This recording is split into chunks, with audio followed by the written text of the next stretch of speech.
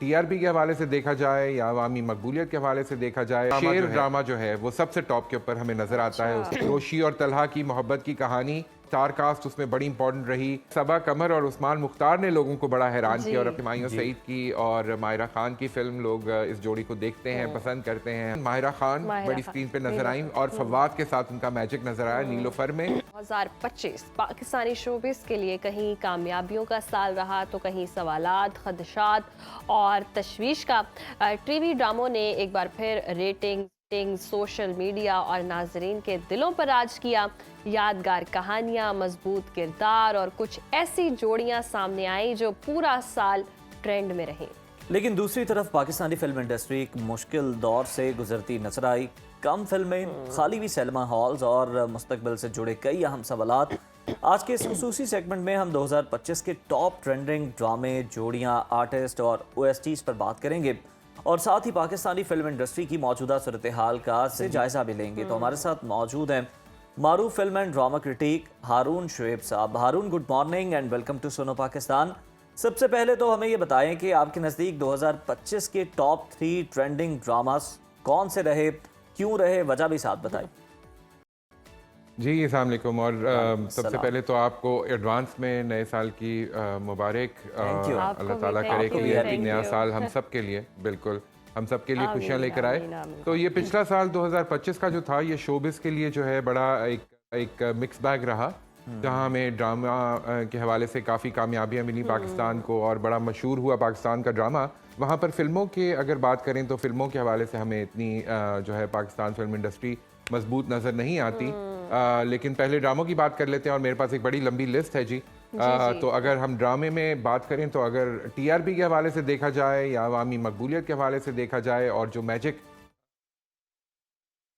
शेर ड्रामा जो है वो सबसे टॉप के ऊपर हमें नजर आता है। उसकी व्यूअरशिप बहुत ज़्यादा थी, वो पाकिस्तान से बाहर भी बहुत मकबूल रहा। इंटरेस्टिंगली आपको एक बात बताऊं कि अभी मैं रिसेंटली एक स्टडी पढ़ा था कि पाकिस्तान में जो कंटेंट प्रोड्यूस होता है और यूट्यूब पे डाला जाता है वो 60% पाकिस्तान से बाहर उसकी व्यूअरशिप है। यानी अगर उसके 1000 व्यूज हैं तो उसमें से 600 व्यूज जो हैं वो बाहर पाकिस्तान से बाहर से आते हैं, सिर्फ 400 व्यूज हैं जो पाकिस्तान के अंदर के हैं। तो शेर की मकबूलियत की एक बड़ी वजह ये थी कि वो पाकिस्तान से बाहर भी बहुत ज़्यादा देखा गया और ये जो उसका एक मैजिक था, कहानी का सस्पेंस था, एक ट्रेडिशनल स्टोरी थी, वो लोगों में बहुत मकबूल हुई। दूसरे नंबर पे मीम से मोहब्बत, रोम कॉम टाइप एक रोशी और तलहा की मोहब्बत की कहानी, जो कि अगेन स्टार कास्ट उसमें बड़ी इंपॉर्टेंट रही।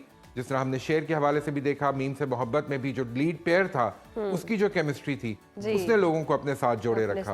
और तीसरा ड्रामा जो मैं कहूँगा जो कि बहुत मकबूल हुआ, जिसने एक नया ट्रेंड सेट किया, वो था परवरिश। परवरिश अगेन यंग जेनजी की कहानी, और जेनजी आपको पता है पाकिस्तान में इस वक्त यूथ जो है वो बल्क ऑफ द पॉपुलेशन है, तो जाहिर है कि उनको अपने इश्यूज उसके अंदर रिफ्लेक्ट करते हुए नजर आए। तो वो ड्रामा भी बड़ा लोगों ने शौक से देखा और पसंद किया। अच्छा हारून, हमने ड्रामों की तो बात कर ली, जोड़ियां कौन सी टॉप ट्रेंड पर रहीं? जो ड्रामा जोड़ियां हैं, अभी मजीद भी ड्रामे हैं, उन पर भी बात करेंगे, लेकिन हम चाह रहे हैं वो कपल्स जो बड़े फेमस हुए हैं वो भी हम डिस्कस करें। देखिए जी, दानिश तैमूर और सारा खान का कपल जो था वो शेर में वो लोगों में बहुत मकबूल हुआ। बड़ा केमिस्ट्री उनकी स्क्रीन पे नज़र आती है, पहले भी वही ड्रामे दे चुके हैं और 2025 में लोगों को दोबारा वो जोड़ी साथ देखने को मिली तो लोगों ने बहुत पसंद किया। दानिश की इंटेंसिटी होती है, सारा की एक वल्नरेबिलिटी होती है जो कि वो निकाल कर लाती है अपने किरदार के लिए, जहाँ पर वो थोड़ी सी रोमांटिक, थोड़ी सी ड्रीमी जब एक्सप्रेशंस देती हैं। और दानिश जो हैं वो एक अगेन उनके एक टिपिकल कैरेक्टर होता है उसके अंदर, जब वो आते हैं तो लोगों को बहुत पसंद आता है। दोनों माशाल्लाह स्क्रीन पे बहुत अच्छे लगते हैं, कपड़े, वार्डरोब, हर चीज़ डिटेल में शेर में बहुत अच्छी दिखाई गई, तो वो जोड़ी बहुत मकबूल रही। फिर दूसरी अभी रिसेंटली अभी बल्कि ड्रामा चल ही रहा है लेकिन एक कैरेक्टर उसमें से एग्जिट कर गया। सबा कमर और उस्मान मुख्तार ने लोगों को बड़ा हैरान किया और अपने साथ जोड़ा पामाल में। बिल्कुल पामाल में जो रजा और मलिका की जोड़ी है वो बहुत लोगों ने पसंद की। तो ये दूसरा ड्रामा जो मैं बात करना चाहूँगा। और तीसरा ड्रामा जो अगेन इंटरनेशनली मेरे ख्याल में देखा जा रहा है और पसंद किया जा रहा है, जो केमिस्ट्री बिलाल अब्बास की और हानिया की नजर आ रही है। हानिया एक ग्लोबल स्टार है, बिलाल की भी बहुत बड़ी फैन फॉलोइंग है और दोनों की केमिस्ट्री बहुत अच्छी लग रही है। मेरी ज़िंदगी है तू ड्रामा इस वक्त ऑन एयर है। मेरे ख्याल में 2025 का ये अच्छा पहलू यही रहेगा कि ये जो ड्रामे हैं ये अगले साल तक हमें टेलीविजन की स्क्रीन के साथ जोड़े रखेंगे। वाह, जबरदस्त। अच्छा हारून, ये भी बताइएगा कि 2025 में इमर्जिंग ड्रामा आर्टिस्ट के तौर पर मेल और फीमेल में किन नामों ने बड़ी मजबूत और बड़ी धमाकेदार एंट्री दी? देखिए जी, अब जो इस्टेब्लिश आर्टिस्ट हैं हमारे, वो तो माशाल्लाह बहुत अच्छा काम कर रहे हैं। सबा की हमने बात की, उस्मान मुख्तार की बात की, नुमान एजाज हमें नज़र आए हैं बड़े मजबूत किरदारों में इस साल में। लेकिन जो नए आने वाले हैं, जो इमर्जिंग आर्टिस्ट जिनको हम कहते हैं, उसमें अगर हम देखें तो हमें समर जाफरी जो है परवरिश में बहुत अच्छे लगे। वो again this new generation of artist, तो समर बहुत अच्छे लग रहे हैं। और रुमैसा खान जिनकी शादी उनकी शादी उसमें जिसकी जो है शादी रुमैसा उसकी शादी, नादो के हाँ। हाँ नादो के किरदार में बहुत अच्छी लगी। फिर हमजा सुहेल ने भी जर्द पत्तों का बंद जो है वो इस साल में आकर ख़त्म हुआ था, जी। तो हमजा बहुत अच्छे लगे। हमने देखा कि तला चाहूर जो है वो बहुत अच्छे लग रहे हैं। वो एक अच्छा इजाफा है फिल्म इंडस्ट्री में, ड्रामा इंडस्ट्री में। तो ये लोग वो हैं जो कि नई ब्रीड ऑफ आर्टिस्ट हैं, जो कि अब स्क्रीन पे हमें अगले साल ज्यादा नजर आएंगे। अच्छा, क्रिटिक्स चॉइस भी बता दें, कौन सा ड्रामा जो है वो क्रिटिक्स की चॉइस रहा है? देखिए, मैं तो फैन हुआ हूँ केस नंबर 9 का, 2025 में शुरू होने वाला ड्रामा जो अब 2026 तक चलेगा। मुझे लगता है केस नंबर 9 जैसे ड्रामे और बनने चाहिए, जिसमें एक मैसेज भी हो, जिसमें एक एजुकेशन भी ऑडियंस को मिले, और एक बड़ा अहम माशरती पहलू जो है वो इसके अंदर उठाया गया है। तो केस नंबर 9 के हवाले से मैं ज़रूर कहूँगा कि जो कामरान और सहर की कहानी है, और जिस तरह अब वो एक कोर्ट रूम ड्रामे का एक जॉनरा पाकिस्तान टेलीविज़न में कभी इस्तेमाल नहीं किया गया था, वो अब एक चैनल पे नज़र आ रहा है, और पूरा ड्रामा जो है वो उस कोर्ट केस के इर्द गिर्द रिवॉल्व कर रहा है। ये एक बड़ी अच्छी अप्रोच है। तो ये केस नंबर 9 मैं डेफिनेटली, मेरी चॉइस यही होगी 2025 के ड्रामों को लेकर। अच्छा, इसके हवाले से बता दें हारून, ड्रामास का तो आपने बता दिया, सिंगर्स के हवाले से अगर हम बात करें तो वो कौन सा आपका फेवरेट रहा 2025 में, और गाना कौन सा आपका फेवरेट रहा?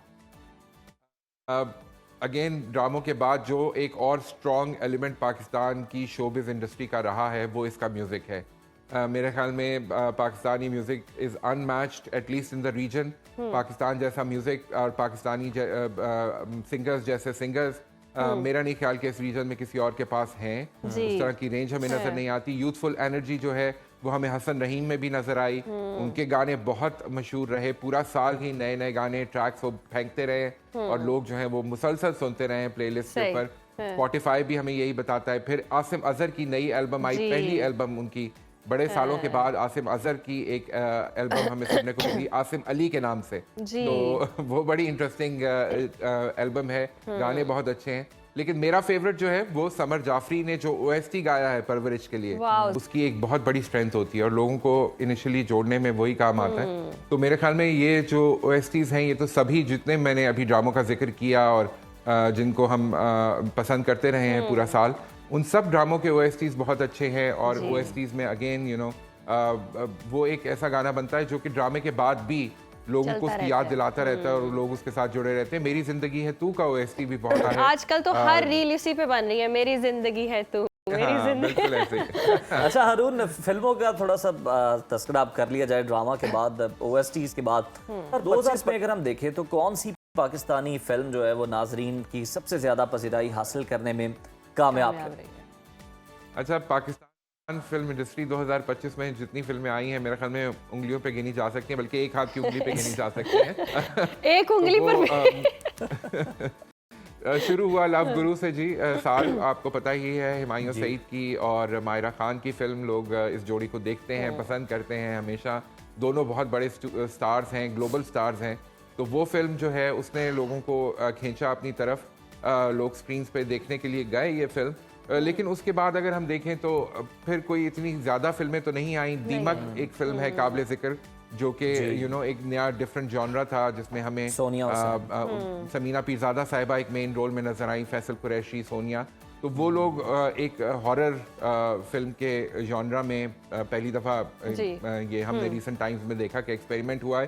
फिर उसके बाद साल का इख्तिताम अगेन माहिरा खान बड़ी स्क्रीन पे नजर आई और फवाद के साथ उनका मैजिक नजर आया नीलोफर में।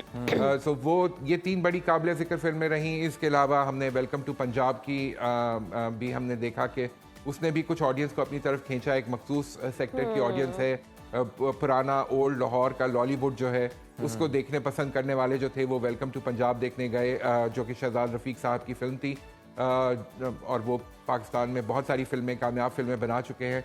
लेकिन अब मुझे लगता है कि फिल्म इंडस्ट्री को अपना मुकाम ढूंढने की ज़रूरत है। अगेन वो सिनेमैटिक लैंग्वेज हमने डिफ़ाइन करनी है कि पाकिस्तान की क्या होगी। हम कहीं जो है वो एक कमर्शियल फिल्म जॉनरा की तरफ जाते हैं तो हम लव गुरु देखते हैं, फिर हम रोमांटिक ड्रामा को देखना चाहते हैं तो हम नीलोफर नजर आई और हॉरर। लेकिन कोई भी फिल्म ऐसी नहीं है, और मेरे ख्याल में ये एक या दो फिल्मों से काम बात बनेगी नहीं, ज़्यादा फिल्में बनेंगी तो फिर लोग स्क्रीन की तरफ आएंगे और फिर ही फिल्म इंडस्ट्री जो है वो वायबल भी होगी। जी ऐसे ही हारून, फिर के मेरे ख्याल से हर बारी हम देखते हैं कि यमुना जैदी को अवार्ड मिल जाता है नायाब को लेकर। अदरवाइज कोई फिल्म होगी तो कोई अवार्ड भी लेगी ना, कोई परफॉर्मेंस होगी। तो हम ये देखते हैं फिल्मों की तादाद इतनी कम होती जा रही है और ड्रामास जो है जिनकी तादाद बढ़ती जा रही है, इसकी बुनियादी वजह क्या है?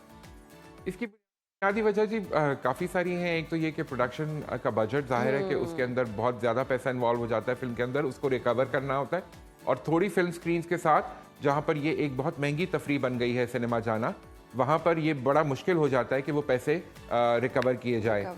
टेलीविज़न क्योंकि जाहिर है कि बजट कंपैरेटिवली कम होता है तो उधर ये आसानी रहती है।